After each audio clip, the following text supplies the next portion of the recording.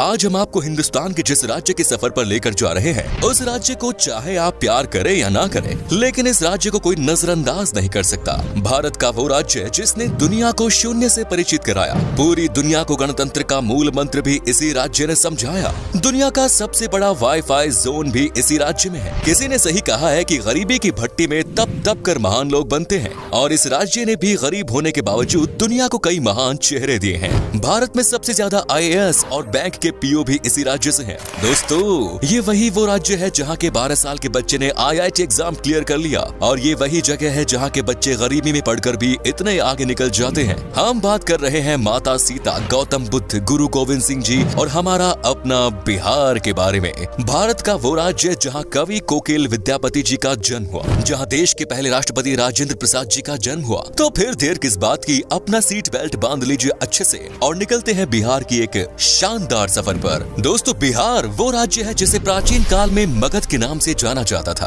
और इसकी राजधानी पटना को पाटलिपुत्र के नाम से। बिहार का इतिहास उतना ही पुराना है जितना भारत का। यहाँ मौर्य, गुप्त आदि राजवंशों से लेकर मुगल शासकों ने राज किया है। माना जाता है कि बिहार शब्द की उत्पत्ति बौद्ध विहार के विहार शब्द से हुई, जिसे बाद में बिहार कर दिया गया। बिहार को उत्तर में नेपाल, पूर्व में पश्चिम बंगाल, पश्चिम में उत्तर प्रदेश और दक्षिण में झारखंड ने घिरा हुआ है। 1912 में बंगाल के विभाजन के समय बिहार अस्तित्व में आया। सन 1935 में उड़ीसा और सन 2000 में झारखंड को बिहार से विभाजित कर दिया गया। बिहार वो राज्य है जो भारत के इतिहास में साहित्यिक, ऐतिहासिक, धार्मिक सभी स्तर पर महत्वपूर्ण भूमिका अदा करता है, और आज भी बिहार शिक्षा, संस्कृति और सामाजिक दृष्टि से उतना ही समृद्ध है जितना कि पहले था। आपको जानकर हैरानी होगी, लेकिन ये सच है कि सिर्फ इतिहास के पन्नों पर ही नहीं बल्कि वर्तमान में भी बिहार दुनिया में जगमगा रहा है। बिहार की राजधानी पटना में दुनिया का सबसे बड़ा वाईफाई रेंज जोन है। एक दो नहीं बल्कि पूरे 20 किलोमीटर के दायरे में इंटरनेट की मुफ्त सुविधा का फायदा उठा सकते हैं। दोस्तों, देश में उत्तर प्रदेश के बाद सबसे ज्यादा IAS ऑफिसर बिहार की भूमि से ही निकलते हैं। बिहारी लोगों के दिमाग बहुत तेज होते हैं। ये लोग सबसे ज्यादा गणित में तेज होते हैं। यहाँ लोगों का दिमाग बड़े तूफानी से चलता है। हालांकि 1990 के पहले IAS ऑफिसर्स के मामले में बिहार लिस्ट में पहले स्थान पर था, लेकिन इसके बाद से इसमें गिरावट आने लगी। बिहार के युवा का ध्यान अब IT सेक्टर में अधिक लग रहा है, लेकिन पिछले कुछ सालों से दोबारा से बिहारी स्टूडेंट्स में IAS के प्रति रुचि देखी जा रही है। दोस्तों, बिहार की डेवलपमेंट रेट आज 14.48% है, जो कि ये साबित करती है कि बिहार देश तेजी से बढ़ने वाले राज्यों में सबसे ऊपर है। बिहार आज शैक्षिक स्तर पर केरला के शैक्षिक स्तर को टक्कर दे रहा है, बल्कि ये कहना भी अनुचित नहीं होगा कि बिहार में लिटरेट लोगों की संख्या केरला के लोगों से ज्यादा है। दोस्तों, बिहार में कृषकों की बात करें तो वहाँ कोई किसान इतना मजबूर नहीं होता कि उसे आत्महत्या करनी पड़े। दोस्तों, बिहार एक ऐतिहासिक राज्य है। इसके रंग रंग में इतिहास की वो बूंदें छिपी हैं, जो आज भी बिहार की महत्व की सुगंध न सिर्फ देश में बल्कि पूरे दुनिया में पहुंचाती है। इतिहास आज भी बिहार के महत्व की गवाही देता है। इतिहास के पन्नों से बिहार को हटा दिया जाए तो इतिहास का अस्तित्व ही नहीं रह जाएगा। देश के सबसे पुराने हिंदू मंदिर से लेकर बिहार अपने आंचल में और भी कई रोचक तथ्य छिपाए पड़ा है। ऐतिहासिक साक्ष्य को प्रमाण माने तो ईसा से लगभग 6वीं सदी पहले बिहार के वैशाली में ही गणतंत्र की पहली बेल लुकी थी। जब लोगों को गणतंत्र का अर्थ नहीं पता था, तब उस काल में वैशाली में देश की ही नहीं बल्कि दुनिया के पहले गणराज्य की आधारशिला रखी गई। संसद प्रणाली भी वैशाली में मौजूद थी। बिहार वो राज्य है जिसने आजादी के समय भारत छोड़ो आंदोलन में महत्वपूर्ण भूमिका निभाई। दोस्तों, शून्य यानी जीरो के बिना गणित का क्या मोल, ये किसी को बताने की जरूरत नहीं है।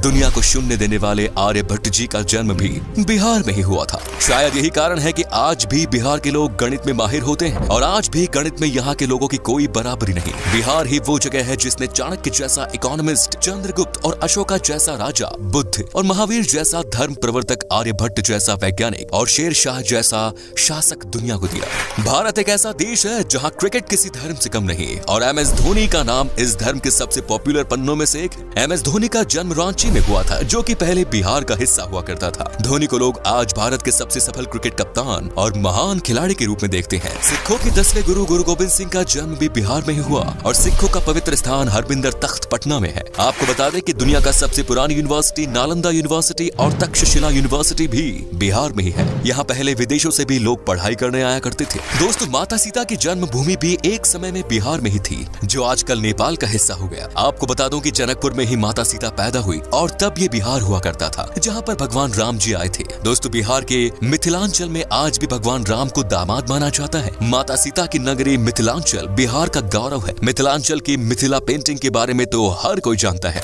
आपको तो दोस्तों शायद पता ही होगा कि बॉलीवुड के शान और जान पंकज त्रिपाठी भी बिहार से ही है और बिहार का भी एक बेटा शानदार एक्टर है सुशांत सिंह राजपूत, जिसका देहांत होने के बाद भी लोगों के प्यार ने अमर कर दिया। दोस्तों बिहार का खाना भारत के सबसे शानदार पकवानों में से एक माना जाता है। बिहार का लिट्टी चोखा बहुत टेस्टी होते हैं। आपने अगर लिट्टी चोखा नहीं खाया तो एक बार जरूर ट्राई कीजिएगा, वाकई में आपका दिल खुश हो जाएगा। यहाँ पर वेज से लेकर नॉन वेज तक हर पकवान लाजवाब होता है। इतना ही नहीं, आपको बता दूं कि यहाँ पर गन्ने की जूस भी पसंद किया जाता है और ये इतने मीठे और टेस्टी होते हैं कि इसे पीकर मानो आप दीवाने हो जाओगे। तो चलिए अब बात करते हैं उन जगहों की जहाँ पर आप बिहार के सफर के दौरान घूम सकते हैं और साथ ही बताएंगे कि आपको बिहार की ट्रिप में मैक्सिमम कितना पैसा खर्च करना पड़ेगा। नंबर 1 इज बोध गया। दोस्तों बिहार में घूमने वाली जगहों में शामिल बोध गया एक प्रमुख आकर्षित पर्यटन स्थल है जो कि बौद्ध धर्म से संबंधित अनुयायियों के लिए विशेष महत्व रखता है। बोध गया एक तीर्थ स्थल के रूप में भी जाना जाता है और ये वो स्थान है जहाँ बोधि वृक्ष के नीचे गौतम बुद्ध को ज्ञान की प्राप्ति हुई। यहाँ मन को एक अद्भुत शांति मिलती है, इसीलिए यहाँ साल भर देश विदेशी पर्यटकों की भीड़ बनी रहती है। बोध गया को यूनेस्को वर्ल्ड हेरिटेज साइट्स की सूची में भी शामिल किया गया है। Next is Patna. बिहार राज्य में गंगा नदी के दक्षिणी छोर पर स्थित पटना पर्यटन स्थल बिहार की राजधानी है और पटना को एक ऐतिहासिक और आकर्षित पर्यटन स्थल के रूप में जाना जाता है। पटना शहर धार्मिक दृष्टि महत्व के साथ साथ आध्यात्मिक महत्व भी रखता है। बिहार के पटना को सिखों, जैन, हिंदू और बौद्ध धर्मों के तीर्थ स्थलों का प्रवेश द्वार भी माना जाता है। उत्तर भारत के सबसे बड़े शहर के रूप में विख्यात पटना तारामंडल, हाईकोर्ट, पटना साहिब गुरुद्वारा, पादरी की हवेली और सचिवालय भवन जैसे आकर्षण से भरा हुआ है। Next is Madhubani. बिहार का आकर्षित शहर मधुबानी एक प्राचीन शहर है जो कि मधुबानी कला और संस्कृति के लिए जाना जाता है। मधुबानी शहर का उल्लेख रामायण काल में होने की पुष्टि की गई है। मधुबनी शहर अपनी शानदार चित्रकारी के लिए जाना जाता है। आपकी जानकारी के लिए बता दें कि सीतामढ़ी और सुपौल मधुबनी के प्रमुख व्यापारी क्षेत्र के रूप में जाने जाते हैं। Next is Nalanda. बिहार के तीर्थ स्थलों में शामिल नालंदा बिहार की ऐतिहासिक जगह है। नालंदा प्राचीन काल की सबसे पॉपुलर तीर्थ स्थल है जो कि संस्कृति, आध्यात्मिकता, इतिहास, वास्तुकला और पर्यटन का जीता जागता उदाहरण है। नालंदा यूनिवर्सिटी यहाँ का प्रमुख आकर्षण है। Next is Vaishali. वैशाली तीर्थ स्थल बिहार का वो धार्मिक स्थान है जहाँ भगवान महावीर का जन्म हुआ। वैशाली बिहार का एक छोटा सा जिला है जो कि बौद्ध, जैन और हिंदू धर्म से संबंधित अनुयायियों के लिए एक तीर्थ स्थल के रूप में जाना जाता है। माना जाता है कि वैशाली नाम महाभारत काल से संबंध रखता है जो कि राजा विशाल के नाम पर रखा गया। Next is Munger. बिहार के मुंगेर पर्यटन स्थल मिडलैंड के नाम से भी जाना जाता है। ये मुंगेर के प्रसिद्ध मंदिर पूरे देश में प्रसिद्ध है और अपने यहाँ आने के लिए पर्यटकों को आकर्षित करते हैं। मुंगेर को Bihar school of yoga seat के लिए भी जाना जाता है। मीर कासिम की राजधानी के रूप में जाना जाने वाला मुंगेर शहर अपने प्रमुख आकर्षण श्री कृष्णा वाटिका, सीताकुंड, मन पत्थर और दिलवरपुर जैसे आकर्षण के लिए बहुत प्रसिद्ध है। Next is Muzaffarpur. बिहार के प्रमुख आकर्षण में शामिल मुजफ्फरपुर बागमती और लखनदेई नदियों के पास स्थित एक सुंदर शहर है। यहाँ की लीची सबसे पॉपुलर है। मुजफ्फरपुर बिहार की राजधानी पटना से लगभग 71 किलोमीटर दूर है। वज्जिका भाषा मुजफ्फरपुर में सबसे अधिक बोली जाने वाली भाषा है। Next is Bhagalpur. बिहार की सिल्क सिटी के नाम से प्रसिद्ध भागलपुर एक ऐतिहासिक शहर है जो कि पावन गंगा नदी के दक्षिणी तट पर स्थित है। भागलपुर बिहार का तीसरा सबसे बड़ा शहर होने के अलावा यहाँ के प्रमुख शैक्षणिक संस्था के लिए भी जाना जाता है। भागलपुर के प्रमुख आकर्षण विक्रमशिला गंगेटिक डॉल्फिन सेंचुरी है जो कि पर्यटकों को अपनी ओर आकर्षित करता है। बिहार का भागलपुर अपने रेशम के उपयोग के लिए पहचाना जाता है। Next is Pawapuri. बिहार के धार्मिक स्थलों में शामिल पावपुरी नालंदा जिले में स्थित है और जैनियों के लिए किसी तीर्थ स्थल से कम नहीं। आपको बता दें कि पावपुरी शहर एक समय में मौल महाजनपद की संयुक्त राजधानी के रूप में जाना जाता था। पावपुरी वो धार्मिक स्थान है जहां भगवान महावीर को 500 ईसा पूर्व में दफनाया गया था।